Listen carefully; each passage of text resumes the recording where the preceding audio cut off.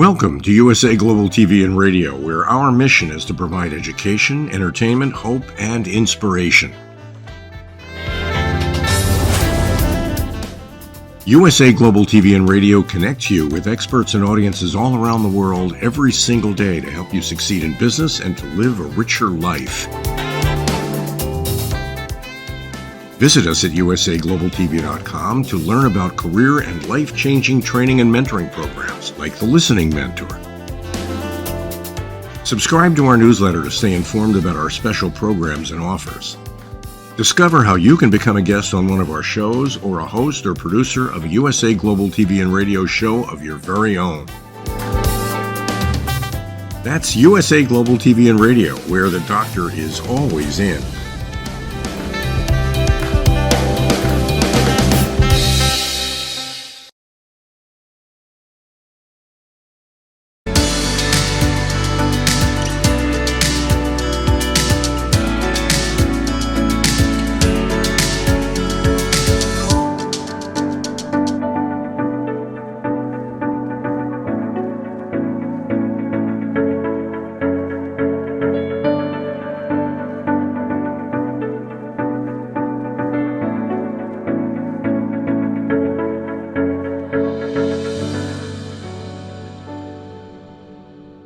Hello, beautiful soul family, and welcome to Weekly Wisdom and Insights, your home for spiritually guided transformation and empowerment. I am your host, Dearjames, and together with the unseen, Spirit, Source, and Symphony, we look at the current energies, we look at the intuitive wisdom and insight from the unseen, and we go as guided. And I am so happy to be back with you all here in 2024 and beyond after a little hiatus. A lot happening behind the scenes, and a lot happening this year. So right off the bat as well, just letting you know there is a whole new Dearjames.com website. So if you have not gone to it recently, please do go and check it out. Let me know what you think. And as you all know, whether where you're joining from around the globe, put in the comments a shout out, say hello, and that lets me know that you're there because we incorporate your comments and questions live throughout the show. So let's jump in because there is a lot here to cover. Never a dull moment with the unseen, with Spirit, Source, and Symphony in the universe. So first up, it is an 8-year. 2024 is an 8-year. And what does that mean? The 8 is a symbol for the energetic vibration of personal power, hidden power, shared resources, determination, material and financial gain. It's a pinnacle year. It's the recognition of work, lifestyle upgrades, rebirth, regeneration, transformation. It's all about abundance. It is such an uber super year. And remember as well from the I Ching, the 8 is about unite, coming together. It's also quite interesting. Biblically, it represents new beginnings, meaning a new order or new creation. And it's man's true born-again event when he is resurrected from the dead into eternal life. So, and that can mean literally the 2000 plus moment, that 2000 plus year moment that people have been waiting for, but it can happen in ethereal and in spiritual ways. So keep all of that in mind. But all of this 8-year is about abundance. That's probably the pinnacle word to use, and in its many, many forms. So welcome Alicia, welcome Elizabeth, welcome Olivia, Colleen, Lorna, and Deborah. Welcome, welcome, welcome. So excited about this show. It's also because while we didn't start on the 1st of January, it's the 10th of January, which mimics the exact energies with a little twist of the 1st. And so I'm focusing this show this week on the energies of 2024 and what will be prevalent throughout the year. So it's also coming up for the Lunar New Year. It's the Chinese New Year. It will be the Wood Dragon. And you're going to see how the wood dragon also plays out. The dragon plays out with the 1 in the hexagram because it's January. It's the first of the year. So the 1 energy in the creative force. And it says, to grasp the significance of each Lunar New Year, it's necessary to recognize the attributes of both the element and the animal. With wood as the element for the Chinese New Year of 2024, we embrace growth, success, and the initial stage of development. Wood symbolizes humanity's aspiration to achieve progress, grow, and expand. The Year of the Dragon represents health, strength, and good fortune. So we have this wood element, imagining a tree, growth, expansion, and that it's rooted, it's natural, it's organic. So it's going to come to us in a way that is innate to us. And then combined with the dragon, this strength, abundance, good fortune, wealth, expansion, all of these uber great, you can see me smiling, uber great things. So, yes, Elizabeth is saying, wondering about that last night and today. So yes, it is the wood dragon. And let me jump in because this is going to give us our main theme. I want to show you the main energies. And the main energies, this is where the theme immediately leapt out at me. So you can see that 1 is the creative force, it's to initiate. Today is the 10th. It's a 10. Treading, cautious advance. The 8, 2024 is an 8 year. Uniting, unite. Then you get, when you add the 1 and the 1 of the 10, because a 1 and a 0 is a 1. So a 1, a 1, and an 8 become a 10 again. And then the 1 and the 0 becomes a 1 again. So you can literally see this mirroring, this imaging of as above, so below. So literally the creative force above initiating the creative force below. The treading cautiously above, treading cautiously below. And this central unification, this uniting, this coming together, literally heaven and earth coming together. As above, so below. So this beautiful mirroring. So this is where the main theme came from. And let me just bring it up because there's another aspect here. Here's our image. As above, so below, the gold within. And you see this golden, it's a statue in a sense, and it's the golden hand with a crown of laurel and in gold. And the reason for this image is because the second thing that the unseen said to me, gave to us for this show, was that they said, crown of righteousness. And they said, heavy is the head that wears the crown. And then they gave us the words nobility, noblesse oblige, right order. And they underlined right order. Now, the crown of righteousness is mentioned in 2 Timothy 4:8 and is promised to, quote, those who love and anticipate the second coming of Christ. So that's from a Christianity standpoint. The issue is also the crown of righteousness is given to believers who practiced physical self-governance and therefore ran a successful race. So this is about right order. This is about having a higher consciousness, responding, not reacting. It's to live correctly, rightly, because it is a crown for those who finish the race. And it's not a crown as in a diadem or a crown that is royalty would wear, if you will. It is a laurel crown. It's represented and depicted as a laurel crown. And thereby, here's our main image, our main theme again, as above, so below. This crown of laurel. And so they are, again, to be. It's number 2, letter B. And it's representing that that is what we are to be. We are to be in right order, in alignment, so that we finish the race successfully. We've come to do what our soul said it would do, and we receive this crown of righteousness. And that is a priceless gift, to receive this crown of righteousness. The first thing they said, the unseen said, was and this is a bit of an oxymoron. They said accelerated advance. And then the next piece goes with our mantra, and I'm going to bring it up while I'm, because I love this image. So accelerated advance, slow and steady wins the race.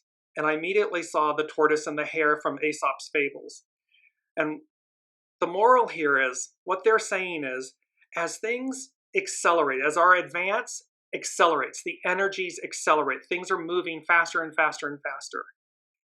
Slow and steady wins the race. And with Aesop's fable, with the tortoise and the hare, you see that the hare was tormenting the tortoise.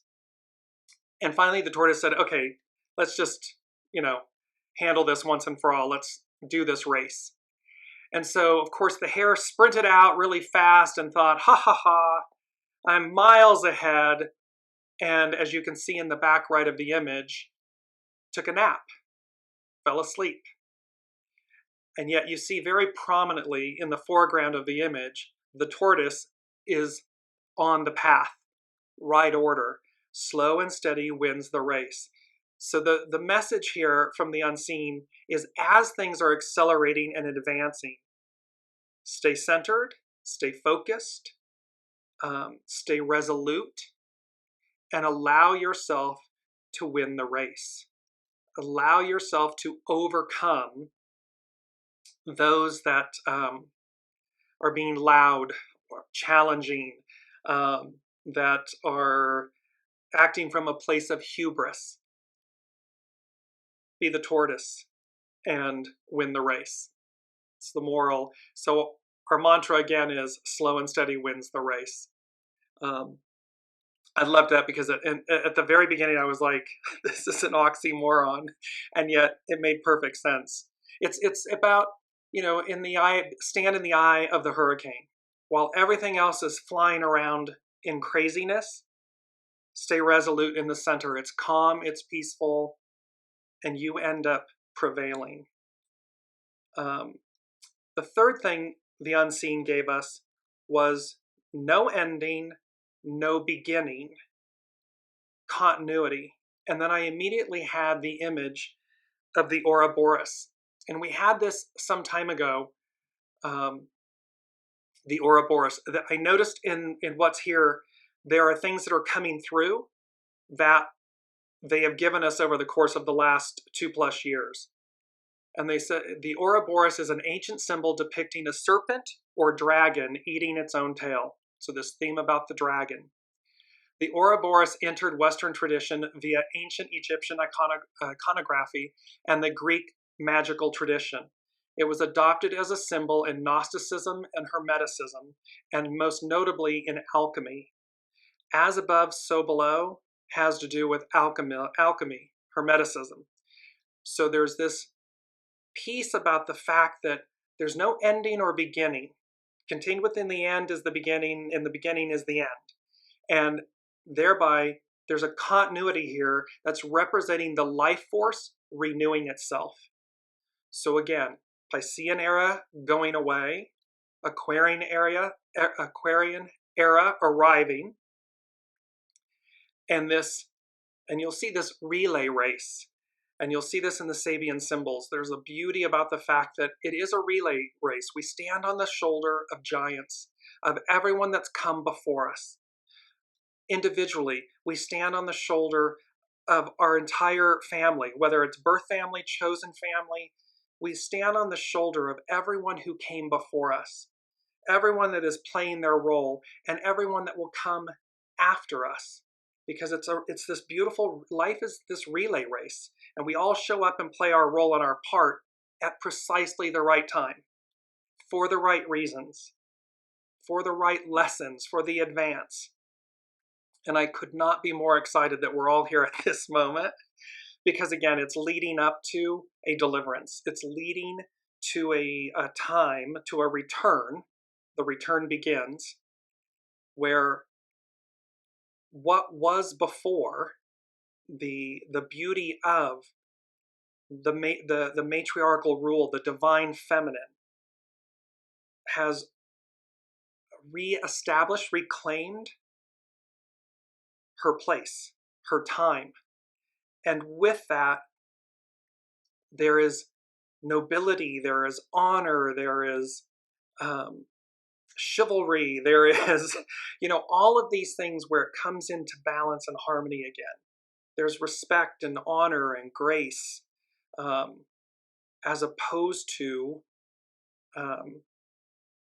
this holdover from before. And there was a post when the return begins. There's a post that was made, and if you haven't checked it out, do so please on the Dearjames Facebook page. And there's a quote from a famed astrologer, and she speaks to this time of how things advance, they go back, and then they go forward.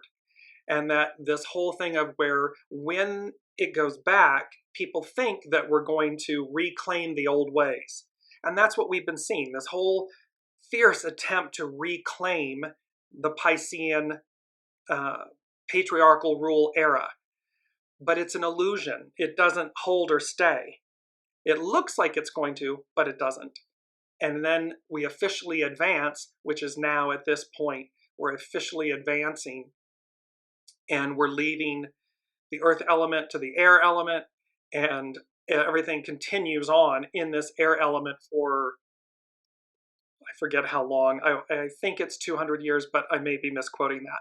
But beautiful point that we move forward, and there's heavy messages in all of this that is going to show us that this time is about moving forward.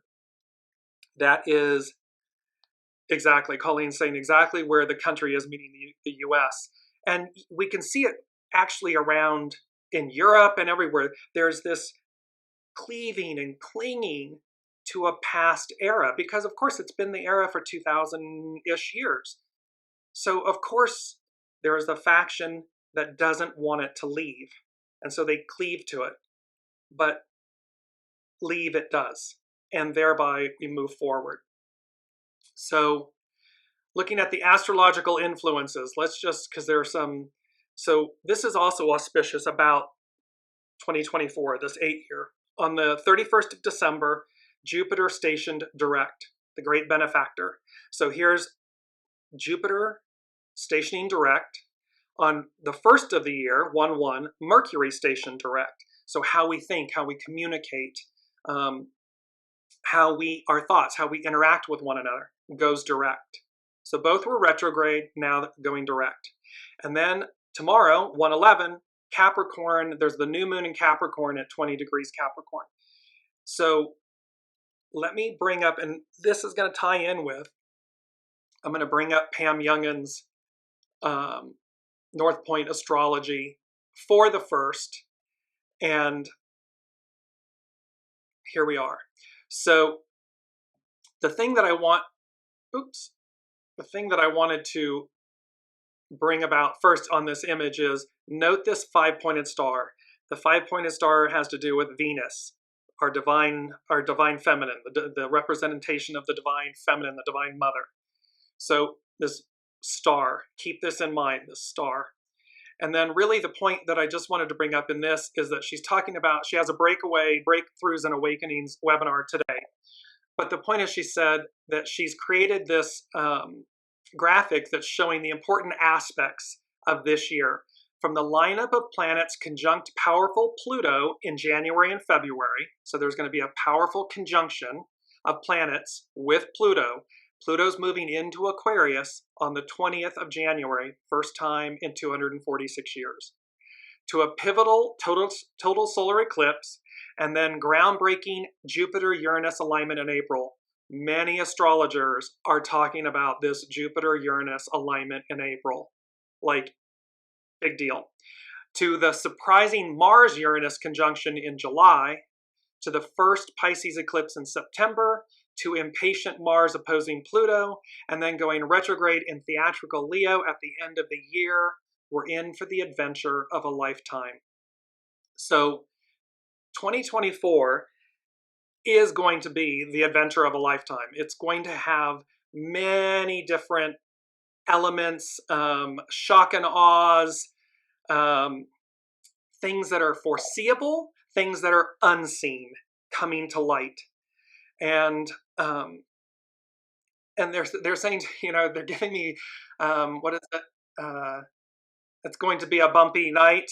It's, I think, Betty Davis quote about it's going to be a bumpy. It's not going to be, all easy, smooth sailing.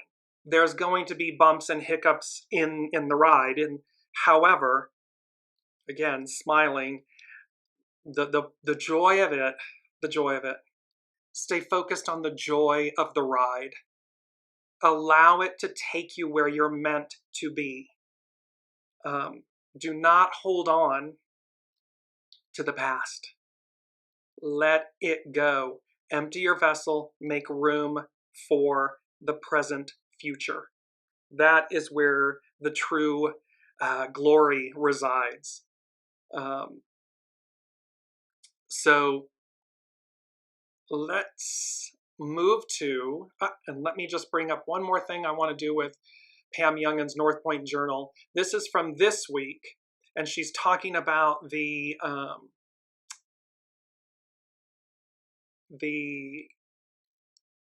yes, James, yes, the Capricorn new moon. I'm getting back in my groove, you all. Bear with me. I'm getting back. So here we are, and what she's talking about is the Capricorn new moon, which is tomorrow. The first new moon of 2024 occurs at 3:57 Pacific Standard Time this Thursday, January 11th, when the sun and moon align at 20 degrees 44 minutes, arc minutes, Capricorn. A new moon in the sign of the sea goat is usually a fortuitous time for setting goals and aiming our sights on the mountaintop. See, it's to aim for the mountaintop, reach for the stars. It is a 8-year, it is an abundant year, wood dragon, 8, and thereby there's no playing it small. There's no second guessing yourself or others. If you're second guessing others, you're looking in the wrong place. Look in, stay focused, stay centered, and know that you're aiming your sights for the mountaintop. Capricorn is known to be self-sufficient, disciplined, hardworking, perfect qualities for making successful ascent. And there's no dragging all of this crud stuff behind us as we're making this ascent. Be incredibly mindful of what you're letting go and let it go. Because you want to walk unencumbered. You want to make your ascent light, très léger, just completely unencumbered.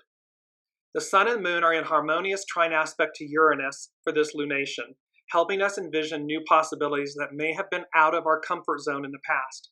Uranus represents, expect the unexpected. So we're literally in a harmonious trine with this aspect. Uranus encourages us to be progressive, true to self, independent, and innovative as we set our goals and strive to achieve them. This is about being authentic, uniting, as above, so below. This is about your higher self, your soul self, being united with your earthly self, your human self, ego, personality, mind self. That is what we're talking about. However, the new moon is in hard aspect to Saturn. It's semi-square, and also Chiron and Eris. We may therefore be dealing with some delays in realizing our goals and need to navigate some self-confidence issues or the fear that we'll never attain what we desire.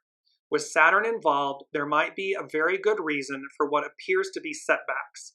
And when the planet known as Father Time slows our progress, not only is it teaching us lessons of patience and discipline, it is also aligning us with the best cosmic timing for our endeavors.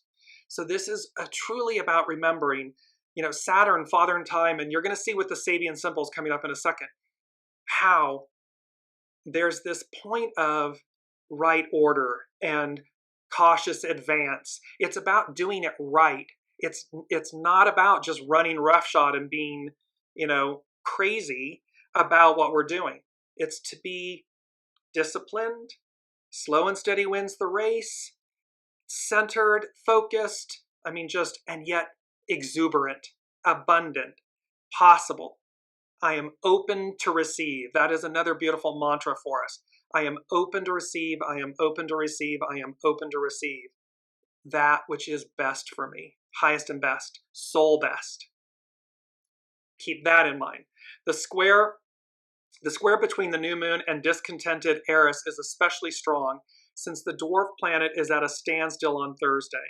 I always take aspect. I know that, from astronomy place and so forth, they refer to planets, certain planets, as dwarf planets. I don't subscribe to that theory solely from the place of energy, to not minimize any element, instrument, energy that we interact with.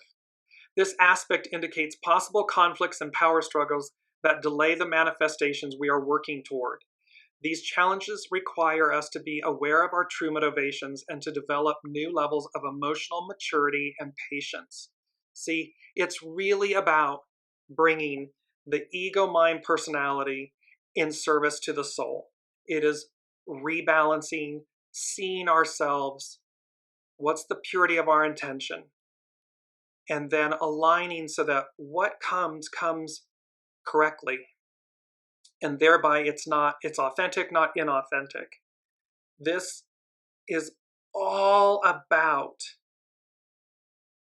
it's a capstone year. Remember, that's what they told us, that 2024 is a capstone year. After that show about the capstone, there is an author that I've read many of her books. And it has to do with the south of France and the Pyrenees and that region. And she did a post where it was showing the capstone. Then there was a astrologer that was doing a YouTube video that was showing and kept saying, using a card and saying capstone, capstone. So there's an affirmation for all of us that this capstone year, this capstone moment, let me rephrase that, moment, not year, because it's a capstone moment, meaning all-seeing eye. The capstone of the cap of the pyramid represents the all-seeing eye. It represents source. And they're saying that 2024 is a capstone moment, and thereby greater revelation, greater wisdom, greater seeing, our ability to see through things is going to be magnified. So this point that Pam Youngins was speaking to is this piece about making sure that our actions are aligned with that capstone ideal, that capstone moment. It's not buried in the ego, mind, personality. It's emanating from the soul. That's the purity of the wisdom. Let's bring up the astro chart. This is the astrological chart from January 1st, 2024, New Year's Day. And in the center, you will see this blue triangle. At the top of the pyramid, at the capstone, is the sun. Can't make it up if you tried. To the bottom right is Jupiter, having gone direct. And the bottom right of the blue triangle in the center is the moon and Lilith. One other aspect, you'll see then cutting right across where the capstone line would be, on the bottom left in red is Saturn, and in the upper right of the red line, solid red line, is Venus.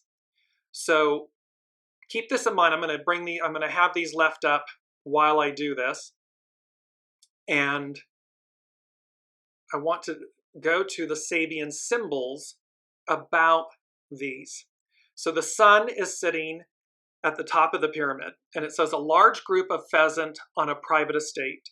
The refinement and propagation of aristocratic values by means of which man participates in the evolution of life toward ever more perfect forms of existence. So this is about refinement and propagation toward ever more perfect forms of existence. That's where we are leading. All life implies a hierarchy of values, from the crude to the subtle, from the rough and the ugly to the beautiful. By the use of biologic biological techniques, man is able to develop new species, or at least to greatly improve those found in the wild. This ability is at the root of all cultural processes. Wilderness is turned into the gardens of aristocracy, having the leisure, taste, and money to produce or encourage the creation of beautiful forms. So we can take the chaos, we can take the raw energy and create something beautiful, something refined. This is what the social process produces in its highest aspect. This first symbol shows us how man can cooperate with nature in creating beauty and elegance by capitalizing on skill and opportunity. It's about taking, so it's how the ego, mind, personality, humankind, man, womankind, can work with the soul, with this higher, with nature, and create beauty and elegance, aristocracy, something of value that's refined, that is cherished on an earthly level. And yet it invokes and involves and originates from the unseen source, nature. That's the sun. We come then on to the left, which is Jupiter, this cantilevered bridge across a deep gorge, the conquest of separativeness through group cooperation. So through this disunity, we're going to bridge the gap to unity. 8-year, unite. We're going to bridge this chasm, this gap. And it says the man-made bridge built with collective skill gives substance to and demonstrates man's capacity to conquer obstacles and to achieve evolutionary continuity as well as expansion in space. There was that no ending, no beginning continuity. And this conquering of obstacles. And it's to remember, it's a bridge built of collective skill that gives substance to man's capacity. That's Aquarian, we the people, because it's coming together to unite, to be as one, that what we offer and what we do serves not only self, but all. That's what we're talking about, and that is innate in all of us. The unseen is making a point right now for that this is innate in you. It's already present. So nothing that they're talking about is outside of us. So this moment of bridging the gap, of unity, of serving, that what we do serves all, while in synchronicity and reciprocity, it serves self. So it's a complete switch, because we've been in this mindset of serving ourselves, and whether it serves others or whatever is, kind of an add-on or something. It's not a primary thought. This is the inverse of that, and how it comes together. The point is that the unseen is making is that shift is already innate within you. And we can see, they're making me laugh, because we can see how there are those that completely understand what they just said, and there are those that understand it and don't want it. And that's the chasm, and yet forward we go, advance we go. The moon on the astro chart, bottom right, a merry-go-round, the first experience of the dynamic intensity of life processes and of the possibility of using them to reach a characteristic ego satisfaction. So there's several features about this. This is about, and this brings up this image. I'm just going to bring this up very quickly. The big tent, the carousel, the merry-go-round, this, and see that we're exceeding, we're going higher, to an octave higher. That is what this symbol conjures. And it talks about the fact that in its broadest sense, we see here a characterization of what the developing consciousness, and at a certain level, the disciple on the path. We are all disciples on the path. So it's talking about, in its broadest sense, it's the characterization of what the developing consciousness on a certain level, the disciple on the path, experiences, an objective approach to the life force. See, it's about being, welcome Sue, it's about being objective, an objective approach to the life force. The life force, the divine feminine life force, that genie in the bottle that's never going back in the bottle, never to return to the bottle. We are not to hold the energy. We are not to harness it in any way, shape, or form other than to allow it to permeate and move through us, to work through us, to inspire. So it's this objective approach to this life force, to this quote unquote new energy. Lilith, conjunct the moon in the bottom right of the blue triangle, two heads looking out and beyond the shadows. The growth of true understanding born out of the transcendence of duality, even while immersed in the world of duality. See, this is about going above. It's about exceeding, there's that exceeding the duality that we live in. Well, that requires us to connect to a higher mind, to a higher octave, because we can get stuck on the surface. We can stay rooted, encumbered, obstructed, ego, mind, personality in this duality. Or we can recognize the duality and we can take it up a notch. We can take it up an octave and operate from this place of one consciousness, this one consciousness force. And that in and of itself, because it's in essence creative unity. It's the new God, air quotes, Ishvara, source of new cycles of manifestation. So we can connect to this higher octave of what is to be, what is occurring. Because again, matriarchal harmony of the two. So it is a high, and it's new to us in this lifetime, in this era. It doesn't mean that we haven't experienced it before. We have. It's just first time in 246 years that Pluto has been in Aquarius. First time that we're coming back around to matriarchal rule in the last 2,000 plus years. There was a time, and it is in our history, we can look back and see where the divine feminine was revered, absolutely revered. However, that time was long ago. So here we are. I want to say again, but here we are. Now, last but not least, the red line, this piece, and as you saw with Pam Youngins talking about the new moon in Capricorn with Saturn maybe slowing things down, this is very interesting because, again, Saturn, father time, the representing the masculine and so forth, and then Venus, of course, representing the feminine. And there's a beauty here so with Venus, just bring it back up again. So top of the chart in the center circle, the solid red line. So Venus, two men playing chess, the transcendent ritualization of conflict. We're talking about this conflict. We see it on the world stage of the old era and the new era, the old order, the new order. And it says, essential to socio-cultural living is the transmutation of man's natural aggressiveness under most conditions of existence. Many rituals, sports, and games have no other basic aim. In chess, the complex type of energies which in their togetherness constitute a human person are symbolized by 6 kinds of pieces: the king, the queen, bishops, knights, rooks, and pawns.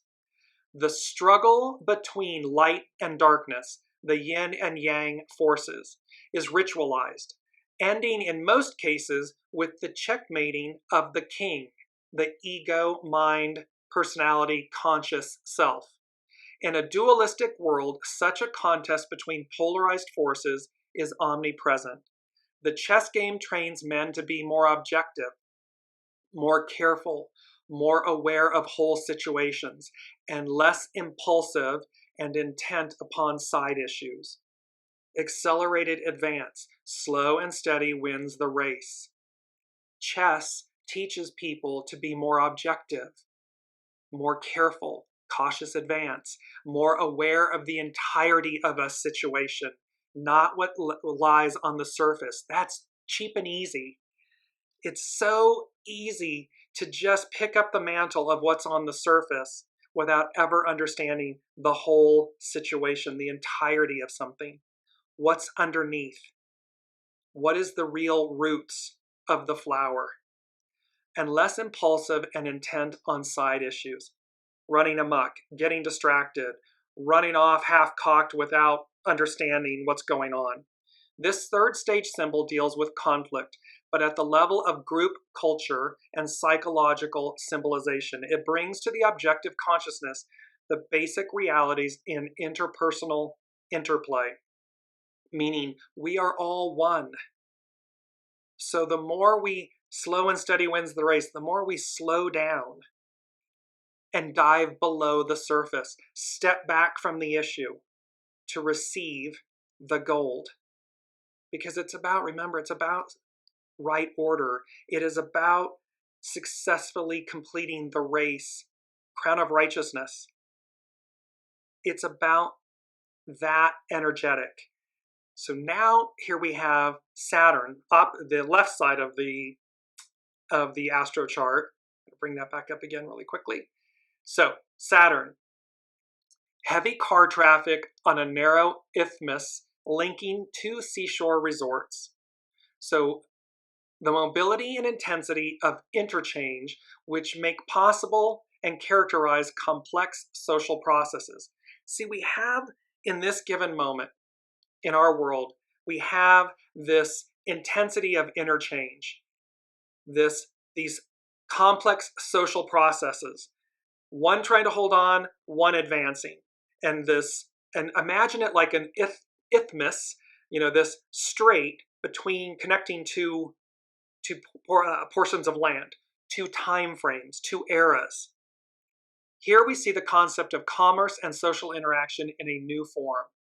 What is stressed is the need to establish unceasing dynamic relationships between all aspects and functions of social life. The more complex the relationships, the more dynamic and restless the society.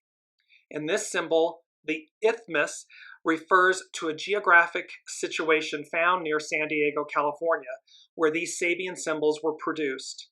Also in Florida and elsewhere, a narrow strip of land separates the sea from a lagoon, and on this strip, houses are built and roads are consistently filled with moving cars. The proximity of the sea stresses the collective nature of social experiences, because the vast sea represents the ocean, the raw energy, the raw source of everything, and thus the ocean, the proximity to it. And then this refined piece, land, homes have been built on it. So, and experiences of what may appear to be individual achievements. So this fourth stage symbol evokes many aspects of what several levels can be called traffic, noise, static, traffic, conflict. The technique for achieving social results is always based on an interchange of ideas and interplay of activities. Often, however, confusion ensues and traffic jams are ever-present possibilities. The fabulous, interesting thing about this is here's this red line, which is a challenge, a conflict between the old and the new. And yet, what is required to navigate this narrow passageway? Ideas, interchange of ideas, interplay.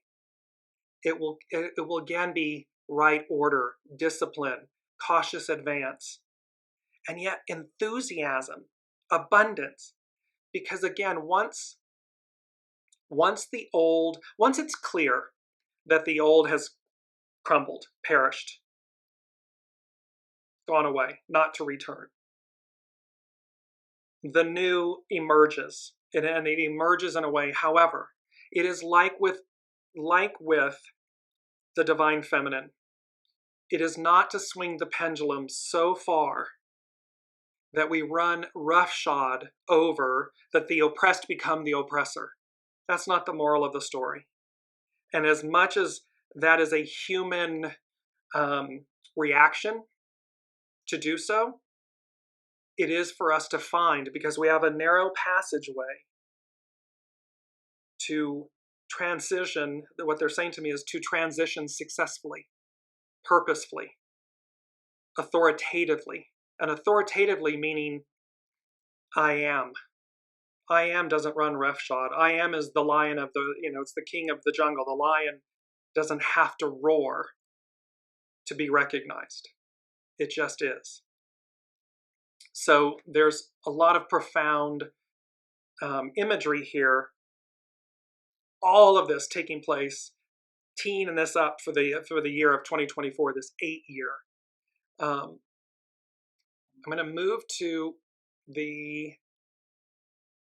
hexagram 1 and bring this in.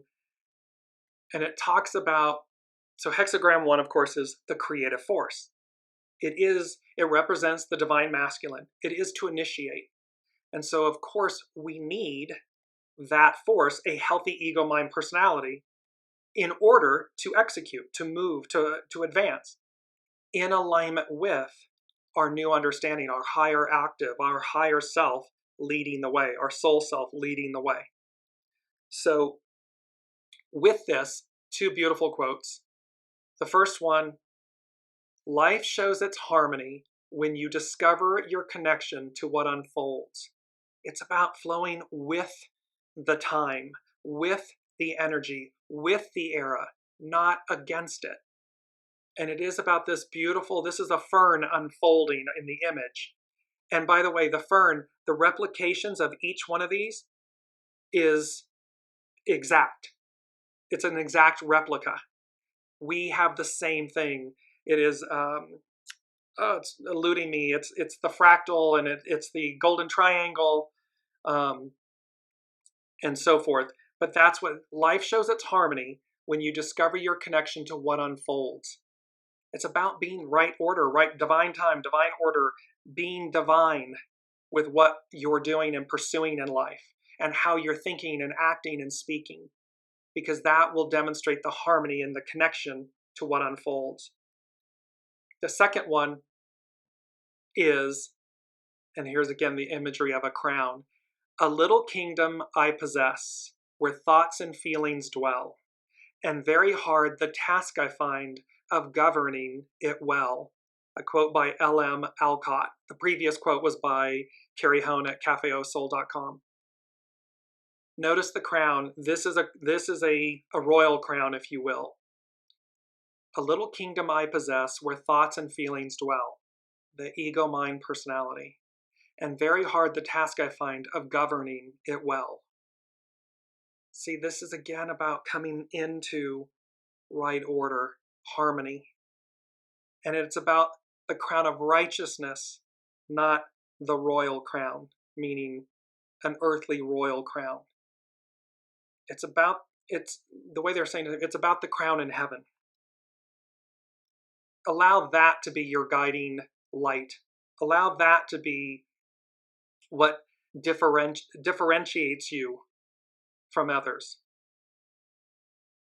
Not competition, collaboration in a pure positive form of that word. It is about harmony and unity and oneness coming together, and how you do that first within and then outwardly with others. So hexagram 1, initiate. Its secondary influence is itself, the creative. And its underlining cause is the receptive. So the divine feminine is its underlining cause. See, she's the foundation. She's there to yield, to be receptive, so that when we use our creative life force, we're wielding it in a proper way and form. Do no harm. Do unto others as you would have done to you. It's this principle. The creative embodies the active principle in the universe and represents initiating action. The lines in this hexagram refer to the dragon, which in China is honored as a benevolent and powerful creature. When this energy of empowerment remains dormant in the psyche, we can give away our power. We can operate with the undermining or self-gratifying and fearful behavior of the ego. This suppressed energy funds the shadow in dreams, a great source of our original power. We therefore project and encounter it in others until we can own it and become fully empowered. See, where we're lacking internally, Others will play their role. They are characters in our play. They will mirror to us what we need to see in ourselves.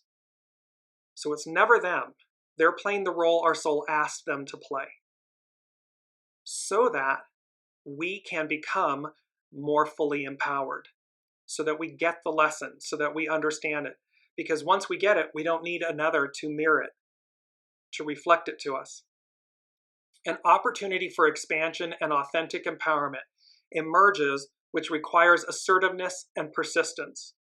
If you currently feel held back or victimized, remove the shackles because they are merely self-limiting beliefs. Initiative is required to succeed, although it is important to move in sync with the time and respond with openness. See, it's about moving with the times. It's about being open to the times. It's about responding to them, not reacting to them. It's about embracing them, not being fearful of them. It's going to be incredibly magical because it's unknown. It's new experiences. That is what is before us. The creative is duplicated in the hidden influence position and underscores the idea of initiating, where the receptive, as the underlining cause, shows that period of reflection and retreat must give way to active expression. So we've been contemplating this time, since the 70s or something, the age of Aquarius. We've been contemplating. Now it's time for that to give way for its reality, for its arrival. A new burst of inspiration has gestated, and you can now bring it to life. There is great potential waiting for you to tap into.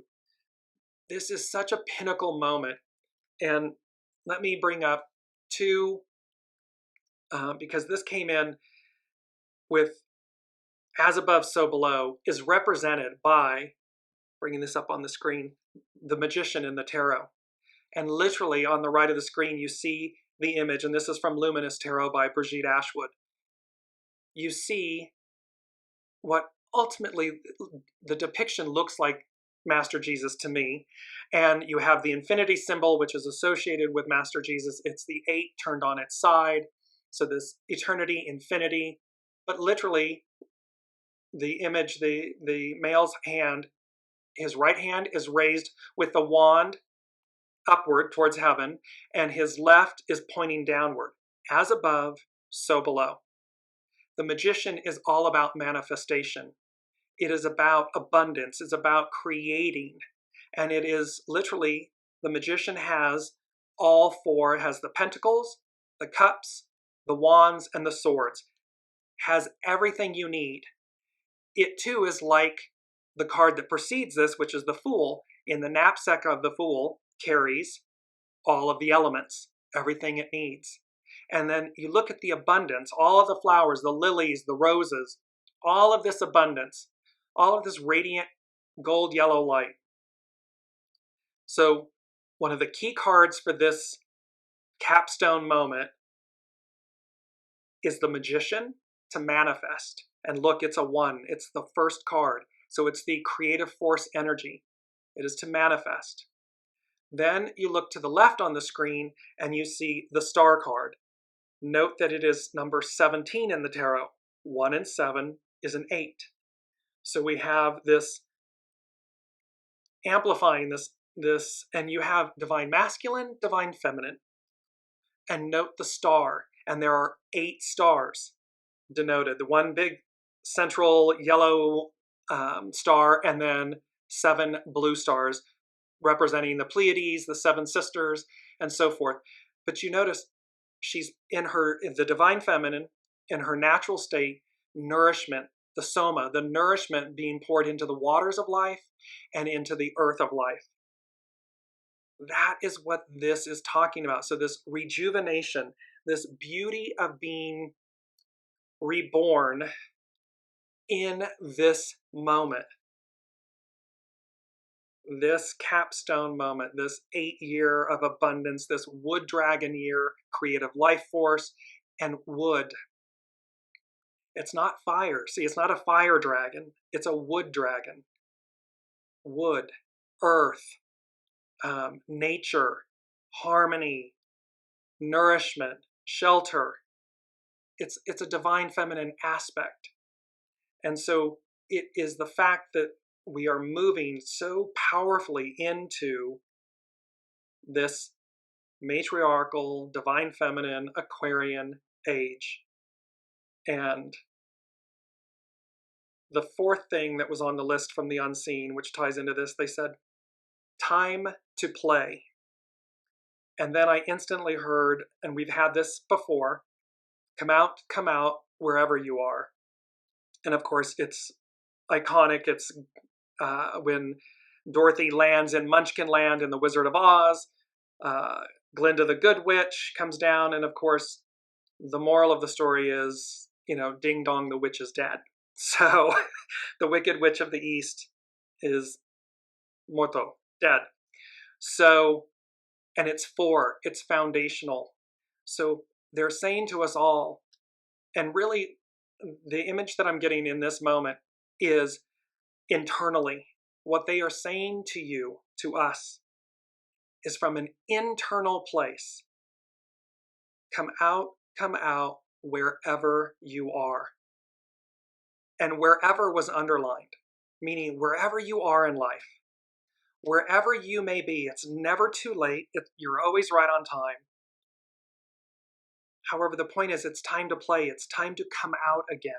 It's time that your native, authentic, organic self, soul self, comes out. The child within comes out. So come out wherever you are, because ding dong, the Wicked Witch is dead, is the moral of this story, of number 4. Number 5, they said, surprise, with 3 exclamation points. What was unknown becomes known to you, with an exclamation point. So again, things that may have been hidden, things that you need to know in order to advance, things that you need to know in order to let go. Surprise, and it's number 5, it's changes. What was unknown becomes known to you. It will be purposeful. It will be for the point, remember, whatever you are shown, it's so that you will advance. So again, do not get caught up in the emotion or the ego mind personality of something. Sit with it. You connect with your higher self, with your soul self, with your source connection, and see what was unseen in its highest purity, purpose, and perspective, because it's meant to advance you. That it's purely meant, it's harmonious. It's for your highest and best. Number 6, we've had this again before. I heard, and 6, spirit and service. Free at last, free at last. Thank God Almighty, we are free at last. And so again, namaste, I bow to the divine in you. Patriarchal, Piscean era rule, namaste, I bow to the divine in you. Thank you, thank you, thank you, thank you. Because we stand on the shoulder and the precipice of that era. And what they're showing is the fool standing on the edge of the cliff. And then instead of falling down, the fool steps up. It's a step up. We're going back to where we began, but an octave higher. So it's a step up.